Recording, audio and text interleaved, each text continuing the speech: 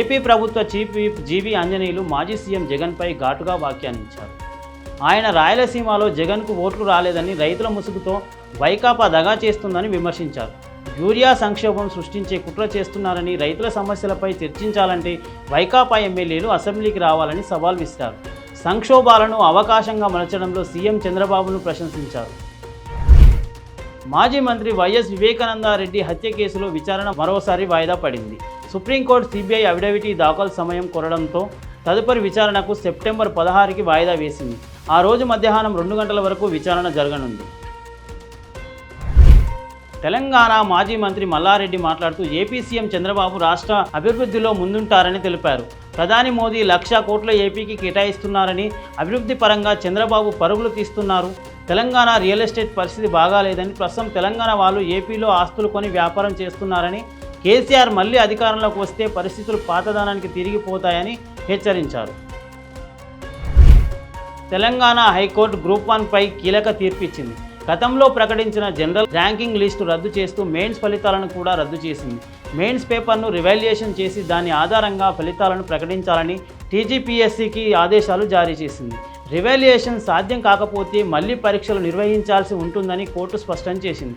ఈ ప్రక్రియను 8 నెలల్లో పూర్తి చేయాలని హైకోర్టు డెడ్లైన్ విధించింది. జైరాం రమేష్ వ్యాఖ్యలు కాంగ్రెస్ అహంకారానికి నిదర్శనమని బీఆర్ఎస్ వర్కింగ్ ప్రెసిడెంట్ కేటీఆర్ తీవ్రంగా స్పందించారు. కాంగ్రెస్కి అయినా బీజేపీకి అయినా బీఆర్ఎస్ బీఫామ్ కాదని, తెలంగాణ ప్రజలకు మాత్రమే ఏ టీమ్గా పనిచేస్తుందని ఆయన స్పష్టం చేశారు. దేశ రాజకీయాలను కేవలం 2 పార్టీల పోరాటంగా చూడడం తప్పు అని, ప్రాంతీయ పార్టీలకు స్వతంత్ర స్థానం ఉందని కేటీఆర్ వ్యాఖ్యానించారు. బీఆర్ఎస్పై విమర్శలు చేయడం మానుకొని కాంగ్రెస్ తన పాలనను వైఫల్యాలను ఆత్మవిమర్శన చేసుకోవాలని ఆయన హితవు పలికారు. ఫార్మా కంపెనీలపై తెలంగాణ ఈగల్ టీం దృష్టి సాధించింది. వారం క్రితం ముంబైలో ప్రత్యేక ఆపరేషన్ నిర్వహించిన డ్రగ్స్ నెట్వర్క్ను ఛేదించిన పోలీసులు 24 మందిని అదుపులోకి తీసుకున్నారు. వారిలో పలువురు వ్యాపారవేత్తలున్నారు. డ్రగ్స్ విక్రయాలతో వచ్చిన డబ్బును ముంబై మీదుగా నైజీరియాకు తరలిస్తున్న ముఠాను అధికారులు బట్టబయలు చేశారు. ఈ క్రమంలో పలు బ్యాంకుల ఖాతాలను కూడా లీగల్ టీం గుర్తించింది.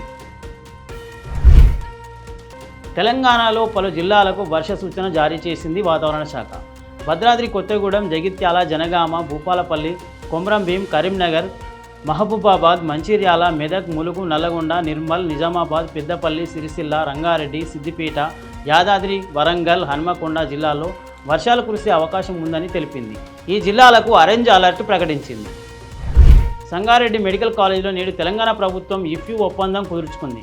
మంత్రి దామోదర్ రాజనరసింహ ఆధ్వర్యంలో జరుగుతున్న ఈ ఒప్పందంతో రాష్ట్ర నర్సింగ్ కాలేజీలో జర్మనీ, జపనీస్ భాషలను బోధించే అవకాశం కలగనుంది. కొత్త ఉపరాష్ట్రపతిని ఎన్నుకునేందుకు మంగళవారం ఉదయం 10 గంటలకు పోలింగ్ ప్రక్రియ ప్రారంభమైంది. పదవి కోసం విపక్షాల ఉమ్మడి అభ్యర్థి justice B Sudarshan Reddy, NDA అభ్యర్థి సిపి రాధాకృష్ణలు పోటీ పడుతున్నారు.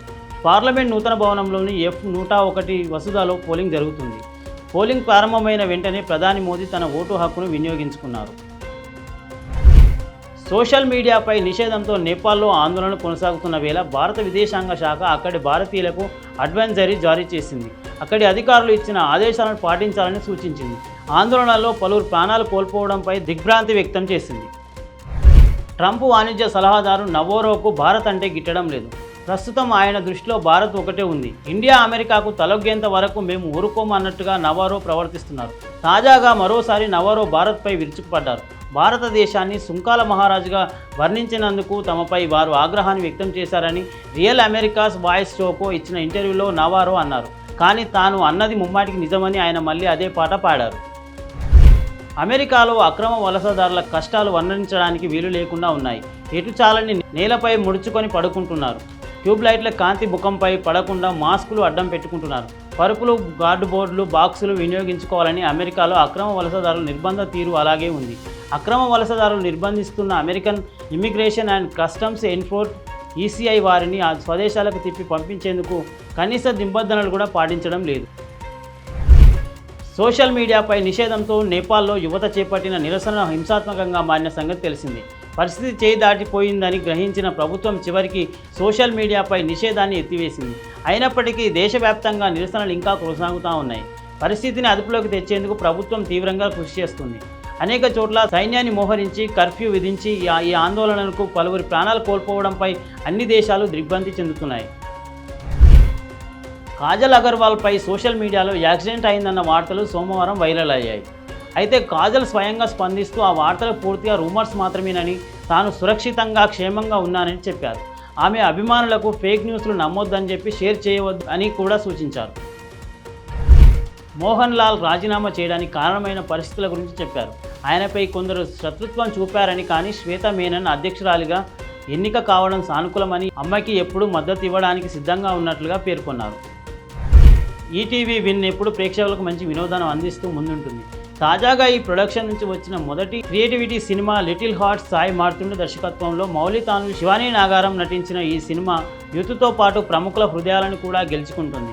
హీరో నాని, దర్శకులు సాయి రాజేష్, అభిషయన్, జీవిత్ వంటి ప్రముఖులు ఈ చిత్రానికి ఫిదా అయ్యారు. ఫీడే గ్రాండ్ సిక్స్ 2025లో America grand master Abhimanyu Mishra 16 ఏళ్ల వయసులో భారత ప్రపంచ ఛాంపియన్ గుకేష్ను ఓడించి చరిత్ర సృష్టించారు. 61 ఎత్తుగడలతో విజయం సాధించిన మిశ్రా అయినప్పటికీ తన ప్రదర్శనతో సంతృప్తి చెందలేదని తెలిపారు. ఇక ప్రజ్ఞానందకు జర్మనీ గ్రాండ్ మాస్టర్ మథియాస్ బ్లూపంకు 55 ఎత్తుగడలతో విజయం సాధించి షాక్ ఇచ్చారు. Team India one day captain Rohit Sharma ముంబైలో కోకిలాబెన్ ఆసుపత్రి వెళ్లడం సోషల్ మీడియాలో వైరల్ అయింది. ఆసుపత్రి లోపలికి వెళ్లిన రోహిత్ ఎటువంటి వ్యాఖ్యలు చేయలేదు. కాబట్టి పరిస్థితి ఇంకా తెలియాల్సి ఉంది. వన్డే పురాగమనం ముందు ఈ పరిణామం గుర్తు చేసి అభిమానుల్లో ఆందోళన రేపింది. అక్టోబర్ 19 నుంచి ఆస్ట్రేలియాలో ప్రారంభం కానున్న సిరీస్లో రోహిత్ వన్డేలో పాల్గొనకుండా ఉండడం, ఆసుపత్రి వెళ్లిన విషయం ప్రత్యేక ప్రాధాన్యత పొందింది. Please subscribe to the channel and download the Politicos app from the links in the description.